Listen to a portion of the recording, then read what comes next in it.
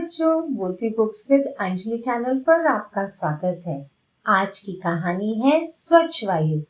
ये कहानी है राजा कृष्णदेव राय और उनके प्रिय दरबारी तेनालीराम की। राजा कृष्णदेव राय ने एक अजीबोगरीब फरमान फरमाया। उन्होंने कहा उनके राज दरबार में स्वच्छ वायु को लेकर आया जाए। अब बताइए, वायु कहाँ से पकड़ कर लाएंगे तेनालीराम? आइए पढ़ते हैं ये कहानी और देखते हैं कैसे तेनालीराम हवा को पकड़ कर लाते हैं। ग्रीष्म ऋतु का समय चल रहा था। राज दरबार में काफी उमस का वातावरण था। राजा कृष्णदेव राय के दरबार में सारे दरबारी पसीने से लथपथ हो रहे थे।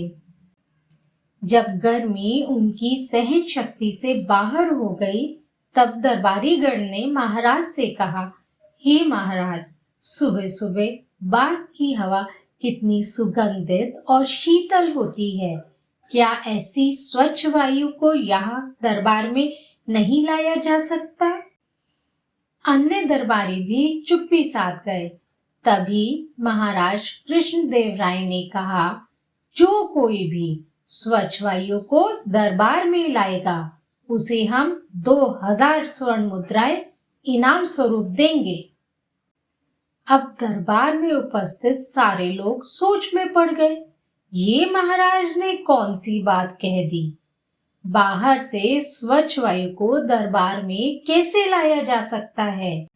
दूसरे दिन जब फिर से दरबार लगा, तो महाराज ने सारे दरबारियों के चेहरे उतरे हुए देखे। वह ठंडी सांस लेकर बोले, लगता है हमारी इस इच्छा को कोई पूरा नहीं कर पाएगा। तभी उन्हें तेनालीराम की आवाज आई, महाराज, आप चिंता ना करें, मैं आपकी ये इच्छा जरूर पूरी करूंगा। मैं बाहर से स्वच्छ वायु आपके लिए कैद करके लाया हूँ। अगर आपकी इजाजत हो तो उस हवा को राज दरबार में छोड़ दूं। तेनालीराम की बातें सुनकर सारे दरबारी सन्न रह गए। राजा कृष्णदेव राय ने कहा, कहाँ है वो वायु?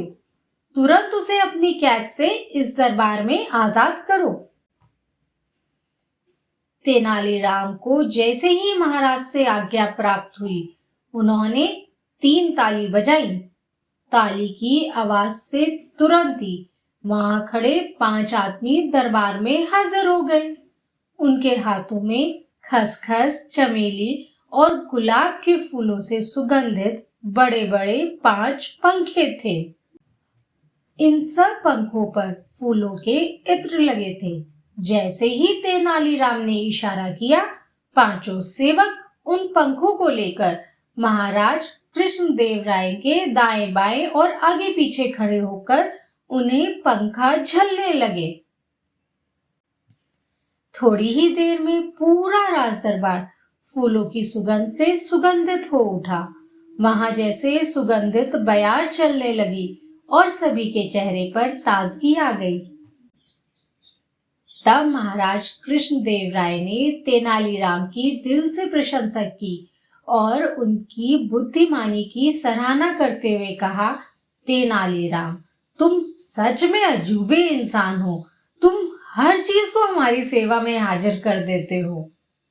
फिर महाराज ने 2000 स्वर्ण मुद्राएं तेनालीराम को इनाम में दी। तेनालीराम ने भी 5 नौकरों का भुगतान किया और खुशी खुशी अपने घर लौट गए।